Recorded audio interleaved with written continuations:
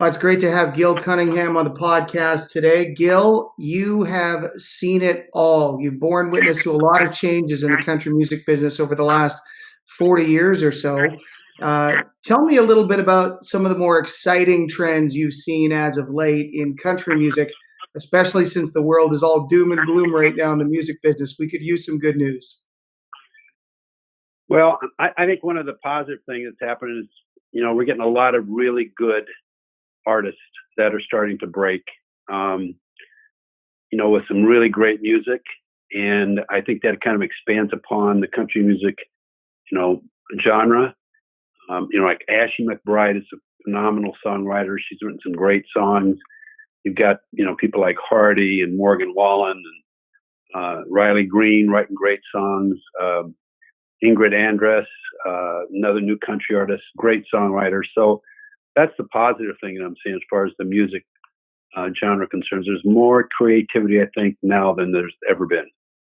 Yeah, and the knock against country, especially around say 2010, 2011, was that it was starting to really migrate a little bit more towards pop. We saw a little bit of that with the explosion of Luke Bryan and Florida Georgia Line, but in some ways, that's drawn an entirely new audience into the format who previously hadn't been there before. And then you've got this explosion of singer songwriters like Stapleton and some of the artists you mentioned. And so now that same demographic who might have been drawn in by Florida Georgia Line, they're sticking around because of the substance and structure of the format now.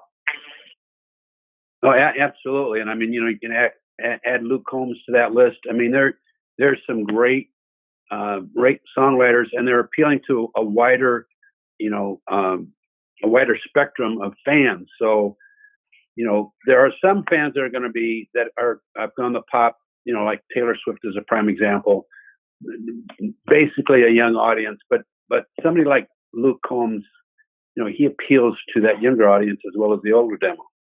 Hmm. Yeah, he's very unique in that aspect, whereby if you're in the 40 plus demo, you dig the substance and style, but he's drawing the young people out in droves as well. And that's going to lead me into my next question as it pertains to the dimension of selection for artists when you're curating these festivals and putting them together. I mean, the headliners, it's sort of like that's sort of almost obvious, right? It's like you need someone who's going to drive the gate, grab headlines, move tickets. But as you're selecting artists for the remainder of the lineup, what are you taking into account in terms of objective material that you can look at, especially in the day and age of streaming and that sort of thing, to evaluate out what artist is going to fit on what day on your festival? Well, what we try to do is we try to be, you know, offer some diversity. So for the older demo, we'll typically have some of the, classic country artists, Lone Star and Clay Walker, Sawyer Brown, Nitty Gritty Dirt Band, that appeals to that older demo, but also mix again, you have to have the headliners to drive the ticket sales, and it's either like a Luke Bryan, Luke Combs, Eric Church. They have their own, major followings, and then we just try to fill in with something that's a little bit more eclectic. Sometimes we'll do some things that are, we've done a couple of Leonard Skinner shows on country music festivals. Supposedly we were going to do it in 2020. We had to roll it over to 2021, but so there's a variety of different things. Some of the new country artists that are more pop oriented, that kind of hip hop, Blanco Brown, for example, which appeals to the younger audience. We try to mix some of that in, just give a variety of music, because that's what country music is today. It's a variety. Right. It's a very diversified format, and at one point in the '90s, when it was very popular, one of the knocks against the format was that a lot of the artists sounded the same. They were sort of using the same stylists, same producers, but you certainly cannot say that now with the diversity in format. Well, I do think there's still some of that on a small scale, but it is more diverse. It is more about the artist. I think that the parameters on deciding who is going to be a country music star have changed over the years, and now it's really more about the music. I mean, truly about the music. Yeah, sort of a less of an accentuation on the brand, although that's still important. And the music is starting to speak volumes now, which is interesting. But as it pertains to your domains of evaluation when it comes to hard data, what are you using now? Because at one point in time, when you started in this game, it would have purely been radio. But now you've got so many other um, data points that you can access on artists. And so, what are you and your team reviewing as you're making those decisions and filling those slots? Well, we've uh, about a year and a half ago, we joined with Live Nation, became a joint venture with Live Nation, and Live Nation has a wealth of information. They do so many shows that the data that they have that's available to us gives us a great perspective on making a decision on who to pick or who to choose, or if it comes down to choice between two or three, who's the best in terms of ticket sales or product sales. And then we also look at the streaming numbers, which are also very important. The Polestar information is helpful, but there's just a wide variety of things that we look at now in determining who is the best option. And sometimes it just comes down to the promoter, because I buy for the promoters. I'm not in the promoter world. So we're talent buyers, and I buy from promoters. And sometimes the promoters say, I'm going to put this act on this festival because I really like their music. So a lot of times it's just a personal taste of the person that's writing the check. Yeah, fair enough. They believe in something and they're willing to put their money where their mouth is. And so, in a situation like that, you're probably coming to them with a book of recommendations, and they're sort of picking what they'd like out of that, and then you're heading out with your team and executing the deals within the budget. Exactly. And typically what we do, Jim, is we'll ask our client for a wish list of those acts that they think might work for them or they'd like to see on the festival. And we'll ask them to do a little research on their own. Check with your local radio station, see what they're telling you. Check with the local venues, see who's been selling tickets. And they get back to us, and then we kind of go through it and say, yeah, I think this artist makes the most sense for you in this particular situation. And there are a lot of acts that are really strong regionally, but not strong nationally. So you have to be aware of which artists work well in specific markets. So an act that sells 5,000 tickets in Central Kansas may not sell 1,500 tickets in Central Florida. Right, and you're also North America wide. You're the largest country music talent buyer North America wide. So you've got a pretty good handle on what's happening up in Canada too, which is entirely its own thing. Exactly. And the interesting thing about Canada was when Sirius XM, when the highway started, Yes. we started seeing acts trending in Canada. And obviously before this, acts didn't trend in Canada first. They would trend in the U.S. and then roll into terrestrial radio in Canada. But we were starting to see acts trending well in Canada that weren't trending well in the States in terms of radio. So that was kind of an eye opener. That was another thing we started paying close attention to was the music that was being played on the highway, because we would find situations where an artist would have a great demand. I'll give you an example. So Eric Church, which was not a radio guy, I mean, he built his career a lot on touring, and we had him. This is shortly after Sirius XM was up and running. We had him in Canada. We had him and this is when he was just a mid-range act. I think we paid him like $25,000. We had him at, I think it was maybe 2:00 in the afternoon in Craven for the Country Thunder there, and he had a full house. He packed the place, and the radio person from the market said, "I don't even know who this guy is." So you pay attention to those little things, because all of that is invaluable. The other thing that we watch closely is we do a number of country music festivals. We do 20 country music festivals in North America. We pay attention to product sales, to merch. So Right. if we've got a young act that is selling a ton of merch, that's always a good indicator. So that's another piece of information and data that we use when we're making decisions.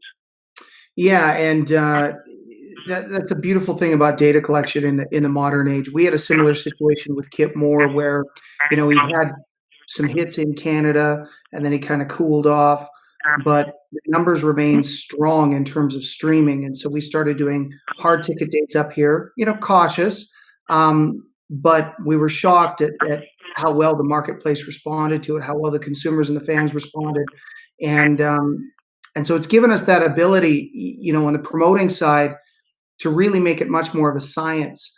And as you alluded to earlier, that gives you a lot of empowerment too.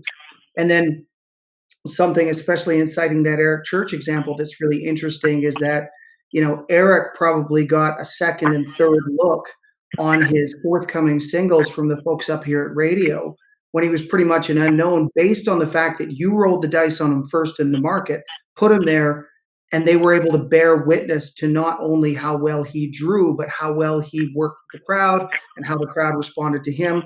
So in a weird way, it's like the traditional gatekeepers in our business, um, they don't really exist like they did at one point in time, right? Like, you could break an artist live, and then terrestrial radio can actually catch up after the fact.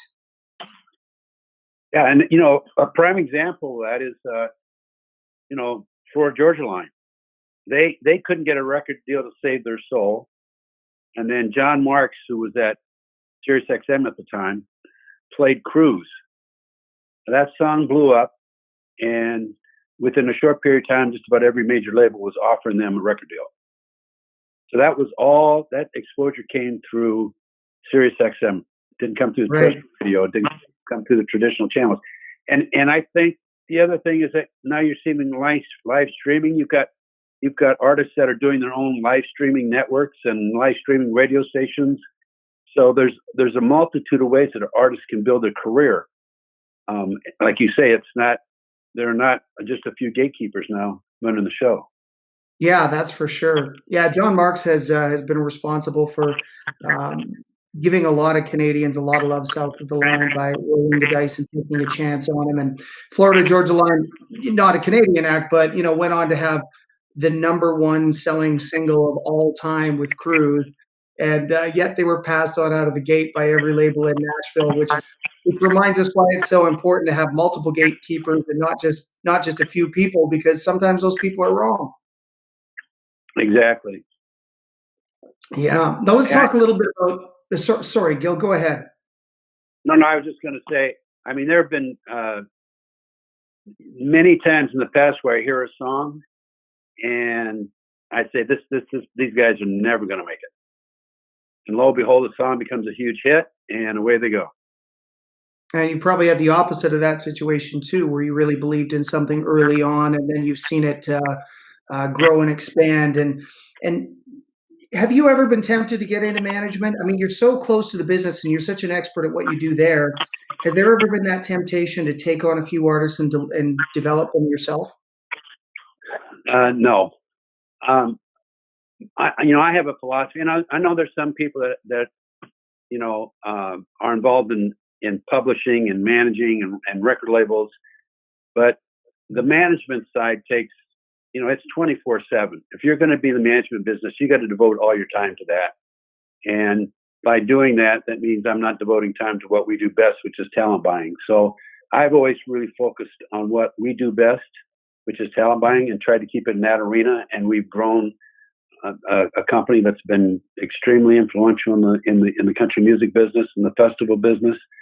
And so we just kind of stick to our guns. If that's what we're good at, and that's what we really want to focus on.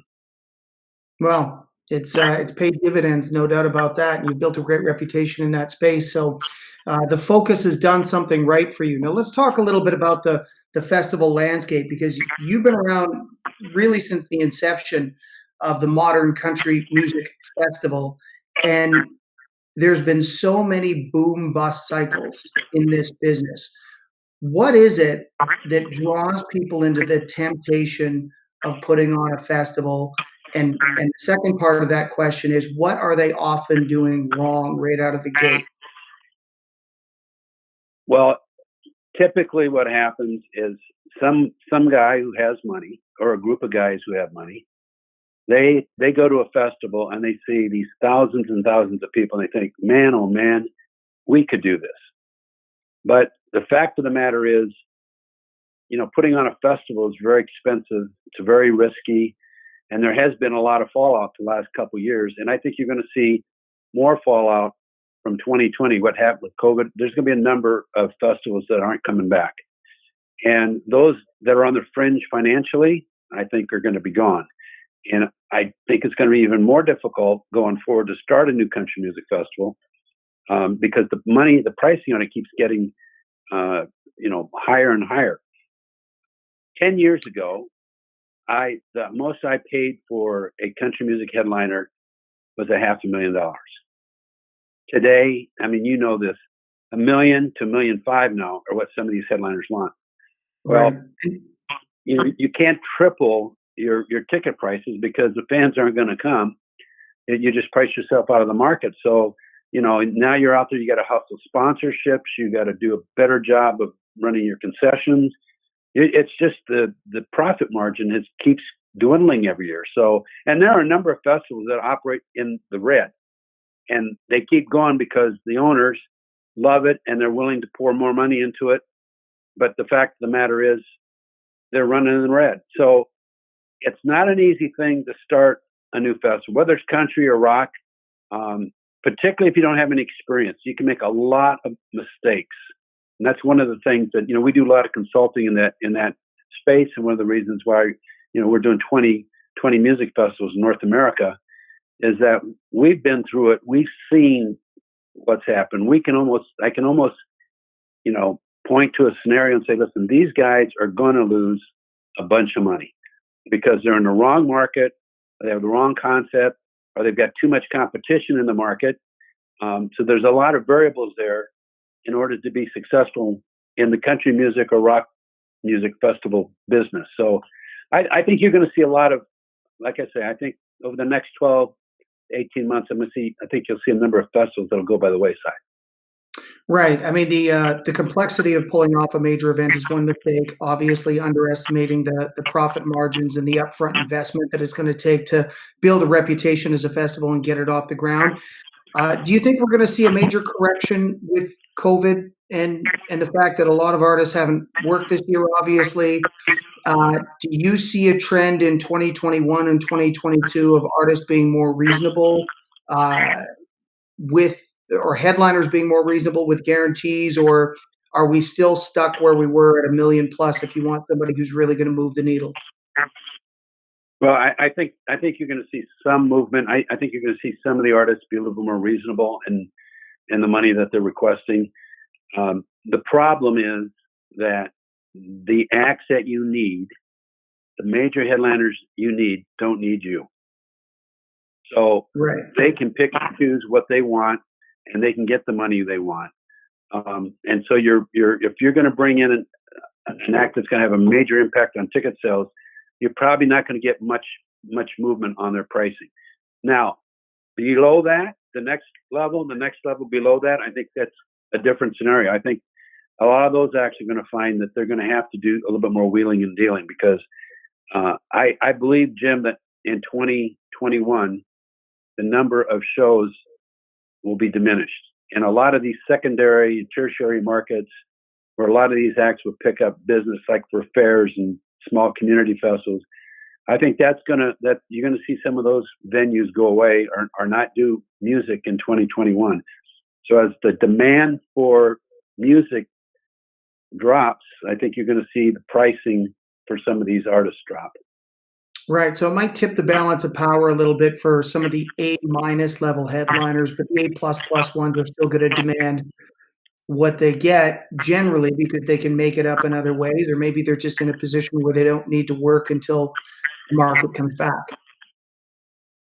Well, some of these big acts that just came off tours in 2019 that are made 40, 50, $60 million, they can probably sit and wait a year or more. Right. So they're not driven by by having to work and having to generate revenue.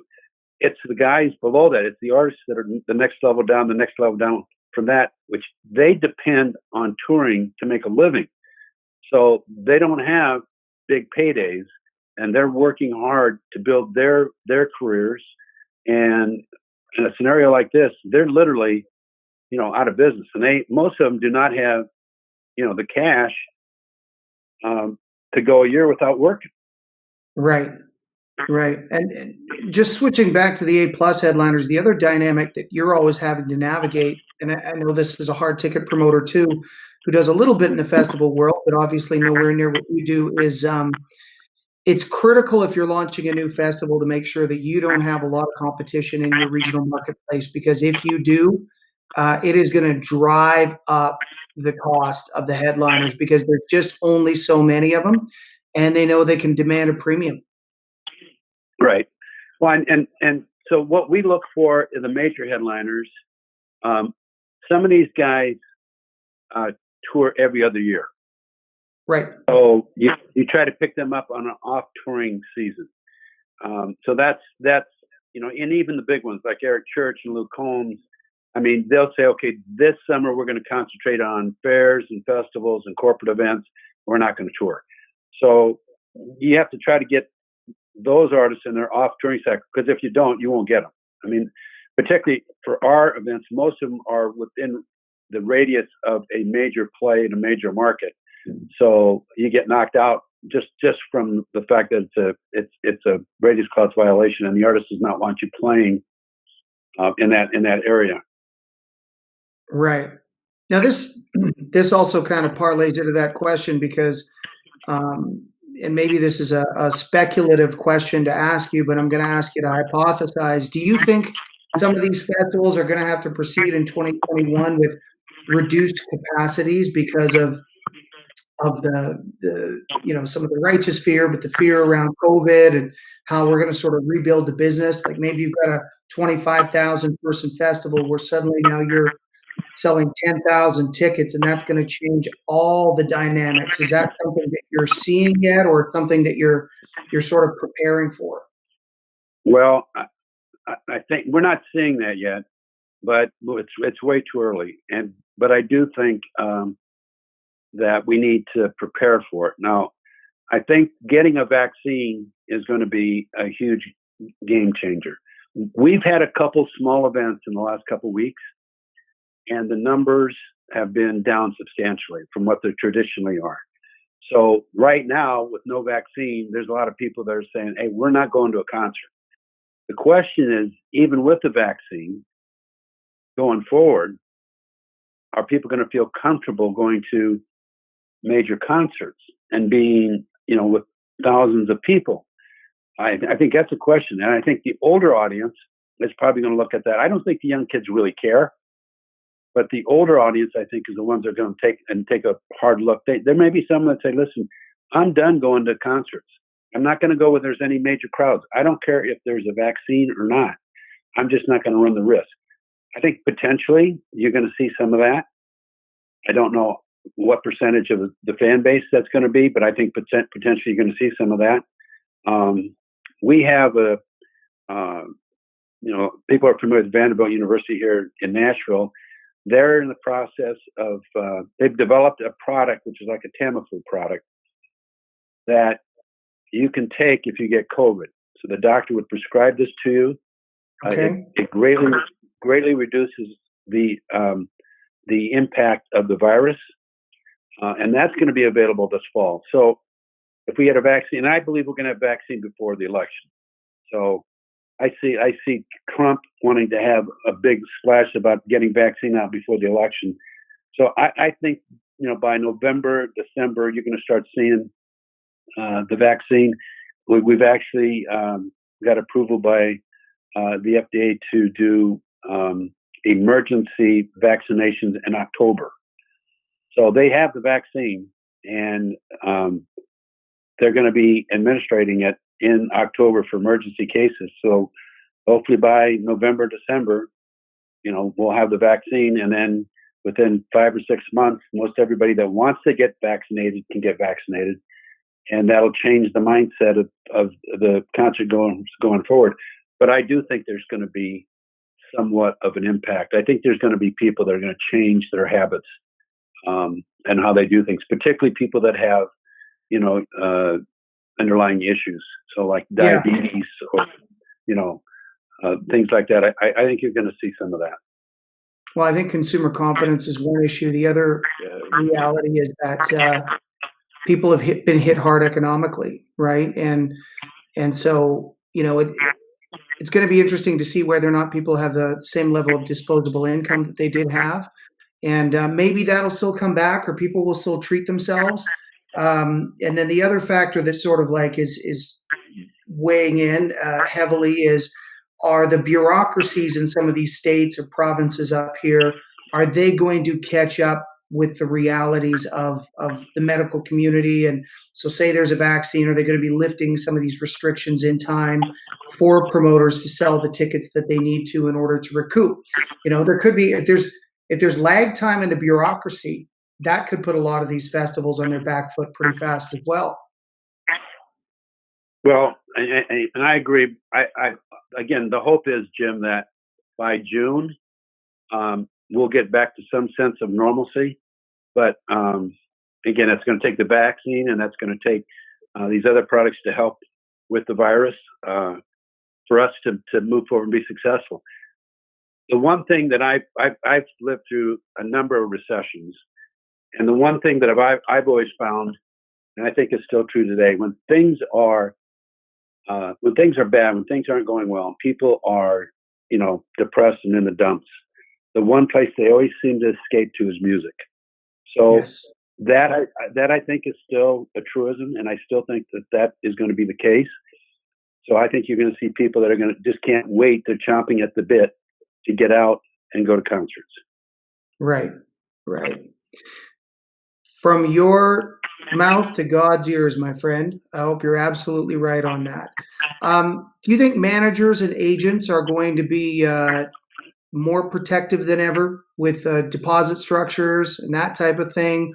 Or do you think people are going to actually relax a little bit of that so they can get their artists to work? Like, what trends are you seeing in terms of structures of the deal on the artist side, or has it changed for you at all? Well, no, there is a change. The agents are now asking for new deposit policies, and I think anybody, and this goes back to if you wanted to start a festival today, in this day and age, if you wanted to start a festival, regardless if we're buying for you or Jim, if you're buying for them, the agencies are going to want 100% deposit, and they don't want to take any risks. They don't want to have any problems. So they're coming up with a real stringent deposit policy going forward. They're asking for deposits on some of our. It's at this point it's artist specific, but they're asking for deposits in some cases at least 30 days before the event. So it is changing, and I don't know how much it'll change, but it is changing. You can see it. That's the downside of the boom bust cycle, right? We've seen a lot of events go south, and people unfortunately weren't able to pay the headliners and the rest of the artists, and people get stiffed, and then agents and managers all get concerned they might lose their job, and in some cases rightfully so, and so it all kind of tumbles downhill. No, exactly. So I mean, if someone is thinking about becoming a festival promoter, they better have really deep pockets, because a festival that features a couple major headliners, you're probably going to be looking at a $3 to $3.5 million budget minimum. So that means you may have to come up with $3.5 million up front. Right. So that's the reality, and nobody wants to take any even. And again, Jim, I'm sure you're aware that you've seen this before. You can vet somebody. You can vet a guy, and he could be a multimillionaire and own all this real estate and have all these stocks and bonds. But that doesn't preclude him from saying, you know what, I'm not going to go forward any farther with this festival. I'm going to shut it down. I'm going to bankrupt it. Yes. So it goes back to, again, it goes back to the agent's going to have a sense of security with the the festival or promoter that he's dealing with to make sure that they don't get caught in the middle. And as you know, the artist puts it back on the promoter, whether it's a promoter like you or a promoter like that promotes a festival. If you lose a bunch of money, you're going to pay the artist. That's just the way it is. They are going to expect full payment. There'll be very, very, very little, sympathy about the fact that you lost a bunch of money. So don't go into it thinking, hey, if we don't make money, I think these artists will come back and help us out. Now, that doesn't work that way. No, that would be a very naive way of taking a look at things. And I often wonder, for a guy who's doing the level of volume like you do, how many rich guys with stars in their eyes you talk out of doing events every year. Because there must be a plethora of people who call the office and they want to book a bunch of multi-million-dollar headliners, but your alarm bells are going off through that conversation. I'm sure your instincts are pretty finely tuned at this point. Well, and that's, I mean, at this point in my career, if someone wants to come to us and have us buy the talent for them or produce their festival for them, you have to know you have to have 100% of the money up front. If you can't, we can't work with you, because that's what the agents are going to expect, and there's no way to get around it. So you just better prepare yourself. And even on the smaller shows, Jimmy, if a new promoter pops up in Calgary, Alberta, they're probably going to want half the money up front and the other half before the event. Correct? 100%. Yeah, and we've seen that on hard ticket guarantees. Obviously, with soft ticket, it's you almost have to be more stringent, especially if it's first time buyers. You have to protect the artist, and I understand that from an agent's perspective for sure. But there's this interesting balance that's happening now too, where you want your clients to get out there and work, and but you have to protect them at all costs. So the client's putting pressure on you to get more shows on the books, but it's like, hey, as I often say to my clients, it's not a show until the deposit's in the bank and you're paid the balance. Like, it really isn't. So we can take an offer, we can take a look at it, but unless they meet our terms in terms of financing, it's not as good as the paper it's written on. Right. And the other thing is, the agent's job is to sell his artist. The agent's job is not to help the promoter. The agent's job is to sell his artist, get the best deal he can for his artist. Obviously, he doesn't want to put the promoter out of business. He doesn't want the promoter, but that's not his first. No, that's not the fiduciary duty, right? You definitely, especially if it's a good promoter and they've been around for a while and they have helped foster the business of your artist. You don't want to put that individual in a position where they go bankrupt and then you've got no one to call in Kamloops, British Columbia anymore, right? But at the same time, you're right. You gotta absolutely 100% represent the interests of the artist, and then remind the artist that you're representing their interests when you are saying no to things that don't make sense, which is a whole other conversation full of nuances sometimes. Right. So let's talk a little bit about radius clauses, because I think anybody who even has a cursory knowledge of the business understands that if you're paying $1 million for a headliner, you do not want that headliner popping up down the road. But you also want to make sure that you're creating somewhat of a proprietary lineup from start to finish on the bill, right? So that's also the goal of a talent buyer, to make sure that the festival bill doesn't emulate something that's 4 hours down the road. So how do you sort of navigate those conflicts when you're trying to acquire, an artist that's maybe third or fourth to close? They're on the bill earlier in the day. You want some exclusivity, but you also understand that you're not paying them necessarily anywhere near what you're paying the headliner. So how do you usually balance that? Is it sort of a take it or leave it, or are there factors that play into it for you as you're putting those deals together? Well, it depends on the festival, depends on the market, but most of the festivals, particularly ones in Canada, it's the 200-mile radius clause. and they don't want the artist playing, and it doesn't make any difference what level. They don't want the artist playing within 200 miles, and that's prior to and 38 days after the event. They want to have as exclusive schedule as possible, like you said. They don't want to emulate what's going on somewhere down the road. So that's really important to some of these promoters, is to keep their schedule as unique as possible.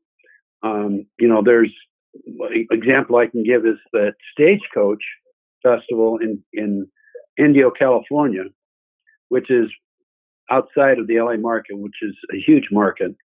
Palm Desert. Palm Desert. They'll pay 1.5 times the money that the artist. So if an artist and the headliner's asking for $1 million, they'll pay more in order to secure the artist's exclusivity in that region for a period of time. So, that's one strategy that some promoters use. They've been very successful with that strategy. And there's other promoters, festival promoters that try to do the same thing, is to try to keep their markets as exclusive as possible. Now, if it's a baby act, if it's like an act just coming out, and the baby act, is the first support on a tour going through Canada, then, sometimes we can get that cleared. But typically, and particularly if it's a Canadian act that's got, some strength in the marketplace, it's hard to let the artist, play within that radius clause. It's best for the festival to try to preserve that. I know that there's scenarios, we've come up with some scenarios where we've worked together on trying to get an act, and we've got some conflicts in the market, an act that you represent, an act we're trying to book. But overall, the promoter wants to try to keep that schedule as unique as possible.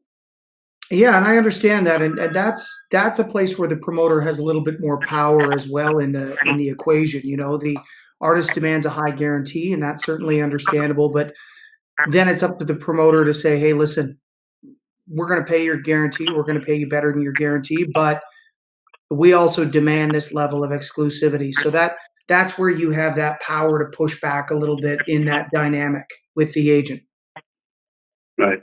And I've had situations where, an agent will come to me and say, we want you to clear this. We got to get you to clear this. And we basically said, listen, if that date's that important to you, you should probably take that date. And then maybe we can talk about the following year where we can get, and if the artist is climbing up, where we can get a better shot at it. So, it flows both ways. I mean, there have been acts that we've wanted that the agents will not clear for us because the act is a support act on a major tour, and it's hitting a couple of markets with a festival markets. Right. Yeah, and listen, I obviously I've been on both sides of that discussion. I certainly understand it. I do really like what you said about baby acts, and I've had that experience with you, by the way, for the audience listening. Gil and Troy especially have been super reasonable. If an artist is on their way up and they have a great support slot on a tour that actually helps them build optics and equity, you guys are pretty reasonable at going, yep, that's fine. You're not drawing the hard ticket. There might be some people in that audience who gets a chance to see that artist. They're exposed to that artist, and now they might be more compelled to buy a ticket to the festival. Right. Yeah, that's happened a few times for sure. So as the landscape begins to correct itself after COVID, and I know this is an estimate, but would you say 10% of the festivals aren't going to come back, 5%, 20%? I would say in Canada, we're looking at probably all the majors are looking to remain intact. But outside of that, I'd say it's a good 10 to 20% are just taking the year off in 2021 and may never come back. What's the trend you're seeing south of the border? That's probably, that would be what I would tell you, is between 10 and 20% down here. I think we've seen a couple now that have gone silent, that have been around for a long time. One of them's been in existence for 30 years. Looks like they're not coming back. So I think you're going to see, a number of those, and it's probably going to fall in that 10 to 20% range. Right. Yeah, and that's gonna definitely shift things in terms of your buying power, because most of your clients are well entrenched in the marketplaces, and people know the bills get paid, and you're going to have a little bit more muscle than you even had before, especially with some of those artists who are on their way up, and maybe they're at a B minus or B plus level, or moving towards A, but they're not quite there yet. They're going to be a little bit hungrier for work because some of that work that they might have regularly had in normal years is just dried up. Exactly. So tell us a little bit about the Live Nation acquisition. You'd been a lone wolf for a long time. You and your wife ran the companies, had great levels of success.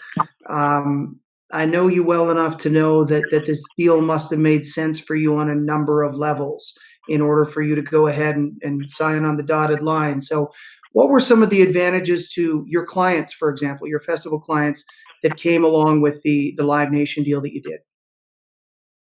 Well, there's a couple things. So we made the decision, like you said, there were a number of parameters that we looked at in making the decision. One of them, believe it or not, was liability. So Right. as we see things progress, we see there's more and more liability involved in being in the entertainment business. You saw what happened with these festivals that have had major shooting situations, Las Vegas, events like that. If something like that happened to one of my events, it could very well put me out of business. So liability was a consideration. The other thing, probably one of the major things for us, was access to information. It gets back to data again. So, we want to give our clients the best advice that we can give them in buying talent. And obviously we want to see them to be successful. So they're with us for years and years.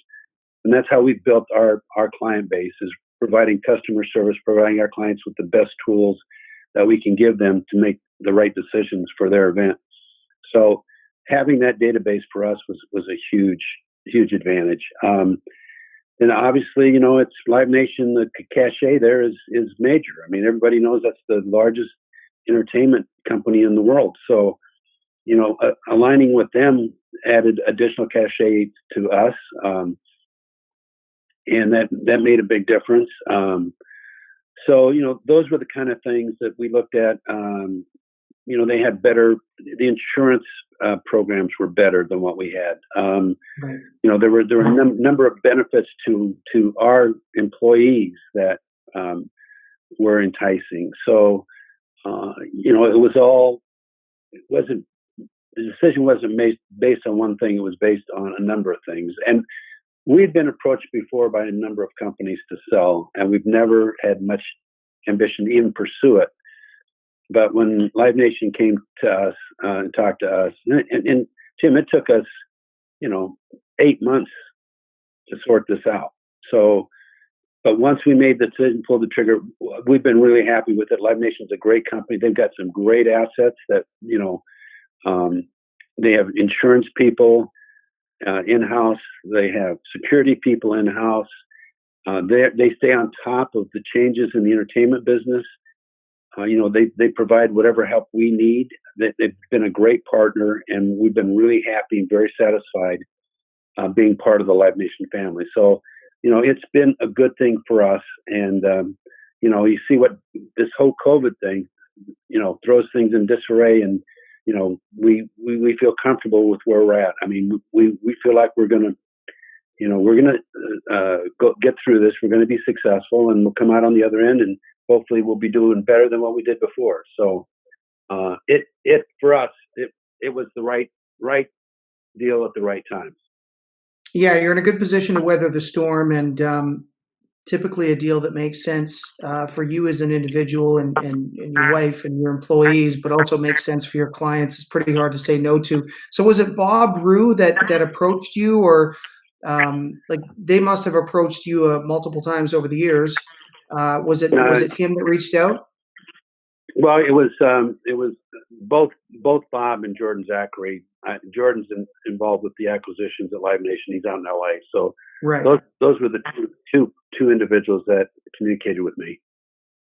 Right. Well, congratulations, man. You've been a mentor, uh, knowingly or unknowingly, to a lot of people in this business, including myself. And it's nice to see you get to that level and chalk up another win for the good guys. Well, thanks. I appreciate it. And hey, Jim, you've done a tremendous job up there. I don't think people realize how difficult it is to be successful in this business. It's very, very competitive. You've done a great job up there. You've been really creative. You've created situation scenarios for your clients that most other promoters wouldn't even go near. So, and that's what it takes to be successful. You gotta be the guy that knows what to do and how to do it and when to do it. And get it done. Exactly. Yeah, no, thank you for saying that. I've really enjoyed getting a chance to chat with you, and every time I see you at an event, I always want to grab 10 minutes of your time, but I'm always way behind because your dance card is always full, as they say. So, thanks for taking this time to chat with me today, Gil. Best of luck in the future with you and the new endeavor and the new company, and just keep crushing it out there, my friend. We need you. All right. I appreciate it. Thanks a lot, Jim. Okay, thank you.